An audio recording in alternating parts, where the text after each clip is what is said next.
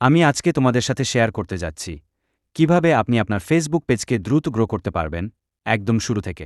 অনেকেই পেজ খুলে 2-3 দিন পোস্ট দেয়, তারপর বলে ভাই কিছুই হচ্ছে না। কিন্তু ফেসবুক পেজ গ্রো করতে হলে একটা সঠিক স্ট্র্যাটেজি লাগে। চলো তাহলে ধাপে ধাপে দেখে নেই কিভাবে আপনি নিজের পেজকে সফল করতে পারেন। ধাপ 1, সঠিক নিশ টপিক বেছে নিন। প্রথমেই আপনাকে ঠিক করতে হবে আপনি কী ধরনের কন্টেন্ট বানাতে চান। সব কিছু পোস্ট করলে অডিয়েন্স কনফিউজ হবে। উদাহরণ, যদি আপনি রান্না জানেন তাহলে কুকিং টিপস বা ইজি রেসিপি নিয়ে কাজ করুন। যদি আপনি মজার ভিডিও বানান তাহলে এন্টারটেইনমেন্ট ফোকাস করুন। ফেসবুকের অ্যালগোরিদম তখন বুঝবে আপনি কোন বিষয়ে কাজ করছেন এবং সেই অনুযায়ী মানুষকে দেখাবে। ধাপ 2, ব্র্যান্ড লুক তৈরি করুন। আপনার পেজের নাম, প্রোফাইল ছবি, কাভার ফটো এবং বাজো সব কিছু যেন একরকম টোনে থাকে। যেমন আপনি যদি টেক পেজ চালান তাহলে প্রফেশনাল লুক দিন। যদি মোটিভেশনাল কন্টেন্ট দেন তাহলে একটু উজ্জ্বল এনার্জেটিক ডিজাইন রাখুন। এটা ছোট বিষয় মনে হলেও ব্র্যান্ড লুকই মানুষকে মনে রাখায়। ধাপ 3, রেগুলার ও কনসিস্টেন্ট পোস্ট করুন। ফেসবুকে সফল হতে হলে আপনাকে নিয়মিত পোস্ট করতে হবে। কমপক্ষে দিনে একটা পোস্ট বা সপ্তাহে 4-5টা। একটি কন্টেন্ট ক্যালেন্ডার বানিয়ে নিন যেখানে লিখে রাখবেন কোন দিনে কী ধরনের কন্টেন্ট দেবেন।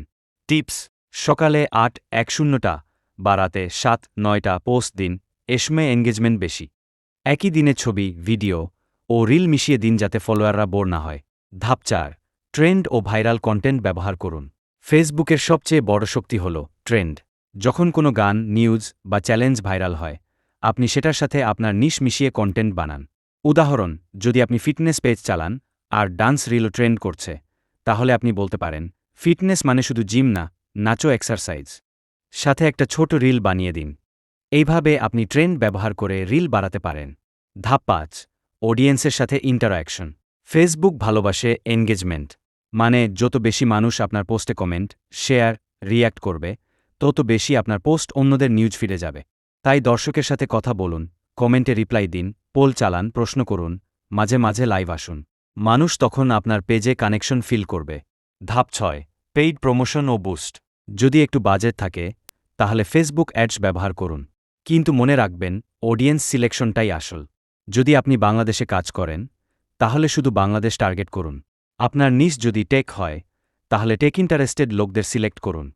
এভাবে টার্গেট সঠিক রাখলে কম খরচেই ভালো রেজাল্ট পাবেন। ধাপ 7, অ্যানালিটিক্স দেখুন ও ইমপ্রুভ করুন। ফেসবুক ইনসাইটে গিয়ে দেখুন কোন পোস্ট বেশি রিচ পাচ্ছে, কোন টাইমে মানুষ বেশি অ্যাক্টিভ। তারপর সেই অনুযায়ী আপনার কন্টেন্ট প্ল্যান বদলান। এটাই প্রফেশনাল ক্রিয়েটরদের গোপন রহস্য। তো বন্ধুরা, এই ছিল আজকের ভিডিও। যদি সত্যিই আপনার ইচ্ছে থাকে একটা বড় ফেসবুক পেজ বানানোর তাহলে আজ থেকেই শুরু করুন। মনে রাখবেন শুরুটা ছোট হলেও ধারাবাহিক পরিশ্রমই আপনাকে বড় করে তুলবে।